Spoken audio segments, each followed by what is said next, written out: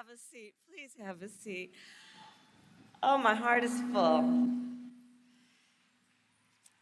To our Supreme Basilisk, Danette, Anthony Reed, thank you for your leadership, your kind words, your friendship, and all that you do. To the members of the Directorate, to my dear friend, Dr. Glenda Glover, and to all Supreme Bacilli, thank you for your years of leadership and mentorship.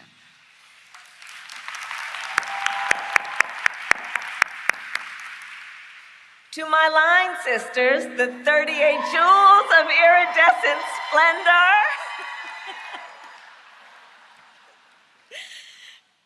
Oh, you are such an incredible part of my journey, and I love you guys. Thank you for being here. And to all those who serve Alpha Kappa Alpha Sorority Incorporated, it is an honor and a joy to be with you today. Before I begin, I will say a few words on Hurricane Beryl. Our hearts, of course, are with the millions of Texans who are facing the devastating impact of the storm, and all those who lost loved ones, and the first responders who have worked around the clock to keep people safe, and the line crews who are working as fast as possible to restore power. President Biden has approved a major disaster declaration, and we will continue to stand with the people of Texas as we rebuild and recover. And with that,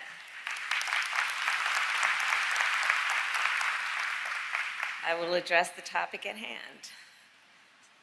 Sorors, as many of you know, this sisterhood has been a part of my life since my earliest days, starting with my aunt, Miss Christine Simmons, who was initiated in 1950 at Howard University.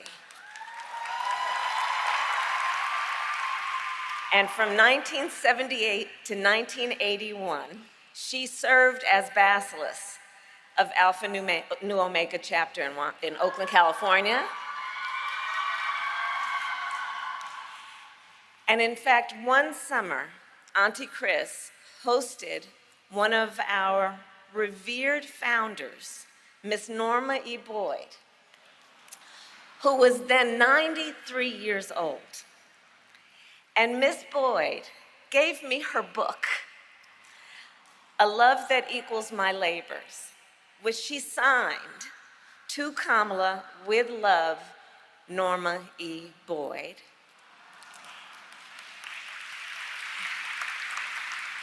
And that cherished book now sits in my West Wing office at the White House. As a testament to our enduring legacy. A legacy that began 116 years ago when Alpha Kappa Alpha Sorority Incorporated was founded to create desperately needed social and legal change and to build networks of support for Black college women. Our sisterhood was also founded, as we know, in the face of profound challenges in our country. Think about it. In 1908, women were not guaranteed the right to vote. There was not a single Black person in the United States Congress. And that year, 89 Black Americans were lynched, and that was just the number that was documented. And yet, despite all of this, and perhaps because of it, our founders believed in the power of sisterhood and service. And our founders believed in the promise of America. A promise of freedom, opportunity, and equality, not for some, but for all. For generations, in furtherance of the vision of our founders, we have fought then to realize that promise. From our creation of the Mississippi Health Project in the 1930s,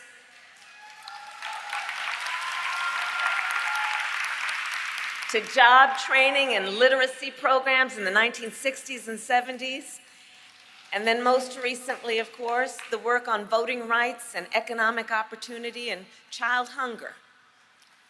Throughout our history, the leaders of Alpha Kappa Alpha have stood up, spoken out, and done the work to build a brighter future for our nation, including, of course, in 2020, when during the height of a pandemic, you helped elect Joe Biden, President of the United States, and me as the first woman elected Vice President of the United States.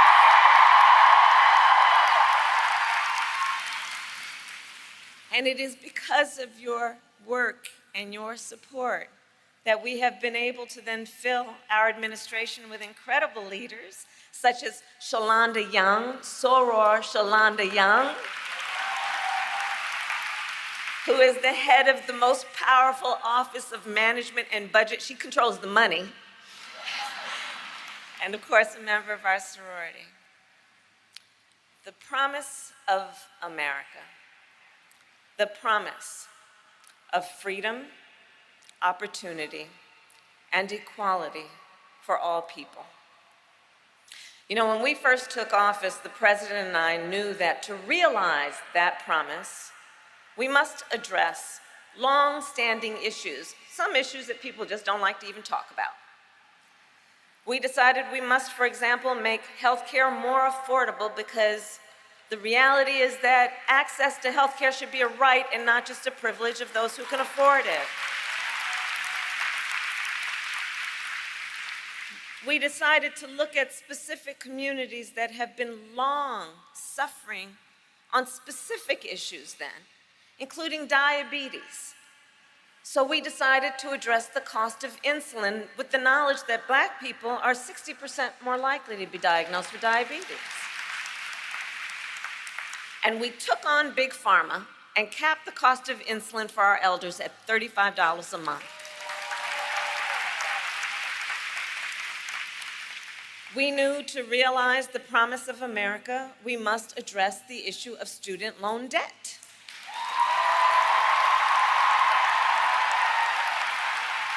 And I know there are many here who have benefited from that work. Please testify. And we have forgiven debt for nearly 5 million people so far, and twice as much for our public servants, including our nurses and our teachers and our firefighters. The president and I have also taken on the issue of medical debt, finally making it so that medical debt, which is usually the result of a medical emergency, is not something you plan, it's not something you invite, but we have made it now so that medical debt can no longer be used against your credit score. Because that credit score, of course, is supposed to measure whether you are responsible financially or not. The fact that you have endured a medical emergency is not a measure of that, and so it was just wrong, and we have corrected that. To realize the promise of America, we have addressed the long-standing crisis of maternal mortality. Something, as you know, I've been working on since I was in the United States Senate. Why? Because women in America die at a higher rate in connection with childbirth than women in any other wealthy nation in the world, and Black women are 3 times more likely to die in connection with childbirth.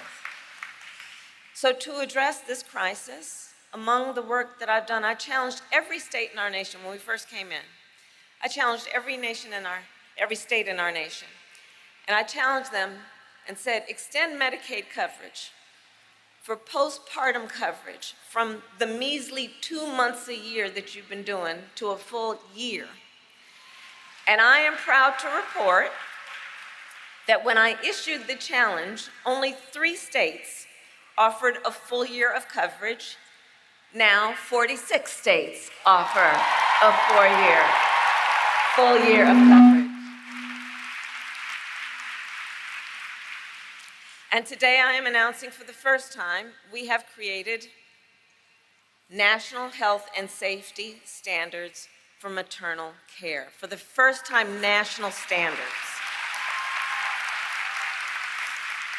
Which means nearly every hospital in our country will soon be required to provide new mothers with delivery rooms that are fully stocked with life-saving medical equipment. It's the first time. So sorors, all of us here are clear. While we have come a mighty long way, we have more work to do. Across our nation, we are witnessing a full-on assault on hard-fought, hard-won freedoms and rights. The freedom to vote, the freedom to be safe from gun violence, the freedom to live without fear of bigotry and hate, the freedom to love who you love openly and with pride, the freedom to learn and acknowledge our true and full history as America, and the freedom of a woman to make decisions about her own body and not have her government tell her what to do.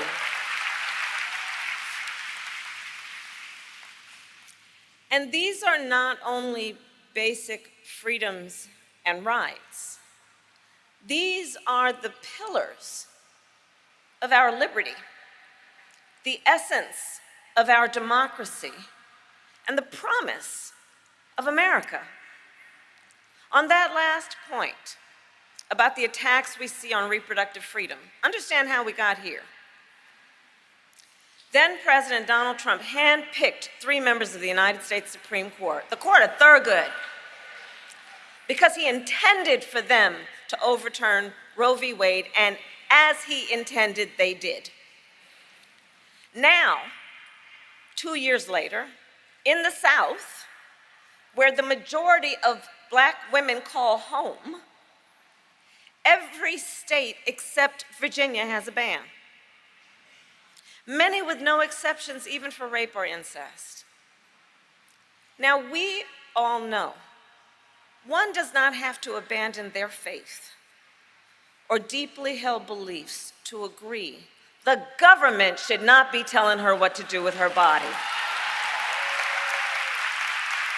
If she chooses, she will talk with her priest, her pastor. But it should not be the government replacing her good judgment with its own.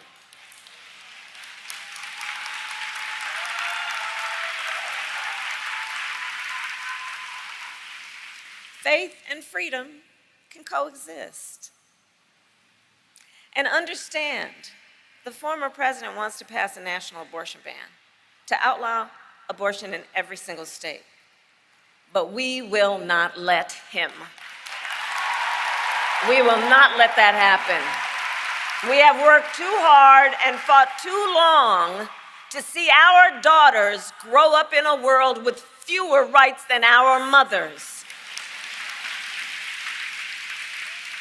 America must trust women. America must honor individual choice. America must defend freedom. And when Congress passes a law that restores the reproductive freedoms of Roe, our President, Joe Biden, will sign it.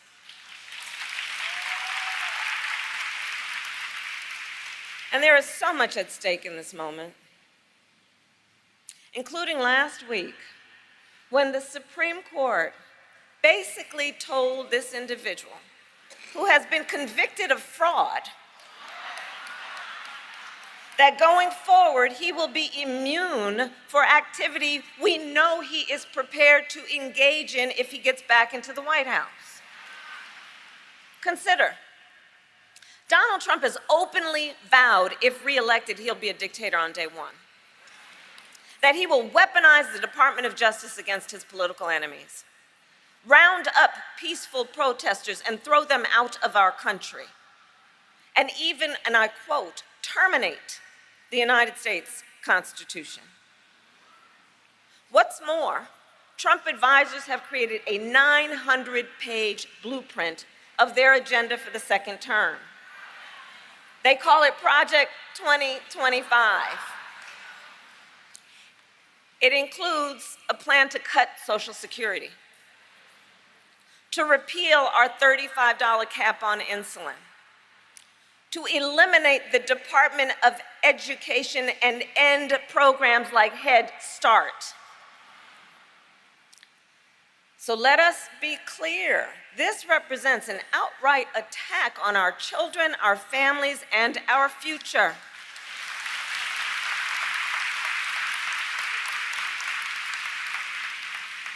And all of this is to say, I do believe this is the most existential, consequential, and important election of our lifetimes. Sorors,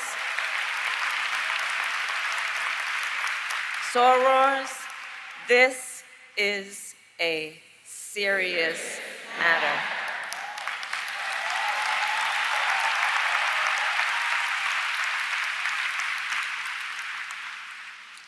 And so in this moment, once again, our nation is counting on the leaders in this room to guide us forward, to energize, organize, and mobilize, to register folks to vote, and to get them to the polls in November.